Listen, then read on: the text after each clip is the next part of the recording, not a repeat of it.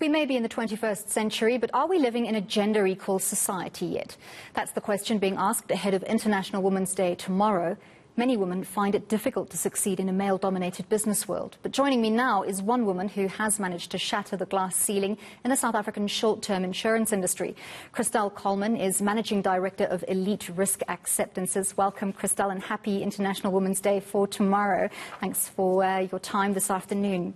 I want to find out from you what International Women's Day, and specifically this year's theme, which is Choose to Challenge, means to you.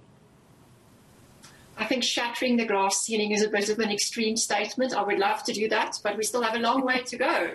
And that's why I think the theme for this year is so incredibly relevant to where we find ourselves. I think women often stand back, from challenging the status quo. And we find ourselves in a time post-COVID. The last year, we've seen a little bit of a leveling of the playing fields with, everyone working from home and a new appreciation for the challenges that women face in the home. So it's time that we stand up and challenge the situation a little bit more and talk about it. What kind of challenges have you had to face in carving out an enviable career in a male-dominated industry? Well, my career spans 30 years, just over 30 years. So when I started out, things were very different from the way they are today. And I think we must admit that we have come a long way. But unfortunately, even if we just look at the numbers, if you look at the companies listed on the JSE, very almost no representation in women in the higher echelons of the business world. And unfortunately, that filters through to all the levels of management in business. And we still have such a long way to go. I've personally faced all the challenges that we hear about without going into too much detail. But, you really have to step up and take your place at the table when it's offered. You can't stand back. You really have to lead with purpose. And the thing that I've done during my career was to really work with results. So often results silence the critics. Is she good enough? Will she be able to do this? Does she have the right qualifications, the right experience? And when you get that opportunity and you get the results, then critics do tend to go quiet. What are your top tips for women to break through that corporate gender imbalance while maintaining a healthy work-life balance? Because ultimately, we do still want to have happy, healthy lives. I think that work-life balance statement is a bit of an elusive one. we all are looking for that. I really would like to say that I think, the change as far as gender discrimination needs to start in the home. We have to go back to the way that we raise our kids, our boys and girls, and make sure that, tasks are allocated in the home equally to boys and to girls. Because if we don't change the way that we as women, as mothers, bring up our boys, corporate South Africa, corporate companies around the world and businesses around the world are not going to follow suit. So it's really important, if you do want to work towards a better world, is to make sure that there's proper gender equality in your own home, to make sure that it spills over into the business world.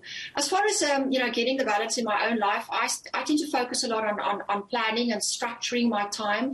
I really try and get to exercise, to spend time with my family, and when I work, but I try and not work 18 hours a day, but to make sure that you do allocate enough attention to each part of your life so that you do maintain some sort of balance in your life.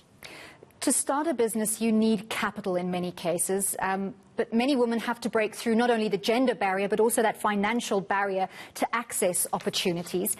How are you using your success to help other women achieve the same kind of success that you have, either through mentoring or through access to opportunities? I think it's important to note that I got my first opportunity because a man gave me that opportunity and gave me the capital to start a business. And it's something that's stuck with me, forever. So it's really important, if you reach a place of success in your career, that you use that position to help other women and to help young women climb the corporate ladder. So use the opportunity to mentor young people. Reach out to talent that you see within your organization, but also in the bigger landscape that you identify on social media, on LinkedIn.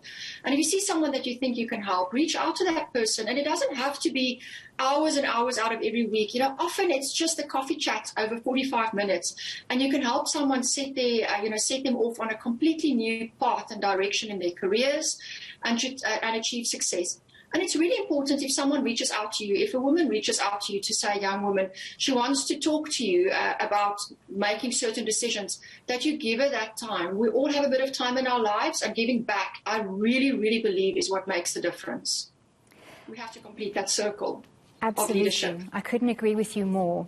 The one thing that I often find jarring is that you look historically at how women were labelled for standing up for women's rights, and that labelling is still carrying on. It's perhaps not as pervasive and not as accepted in terms of male office banter about women in the workplace, but there is still a lot of verbal abuse of women who take the chance and the opportunity to challenge the status quo.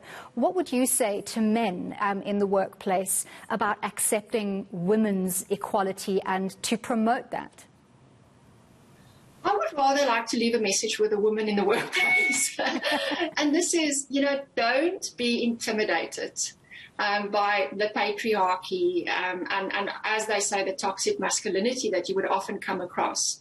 Step up, step forward, and know that our Constitution protects us, our workplace, rules protect us. But if something is not right, it is your duty to step up and say, this doesn't work for me. The way that you are talking to me right now is not acceptable. The comment that you have just made makes me feel uncomfortable.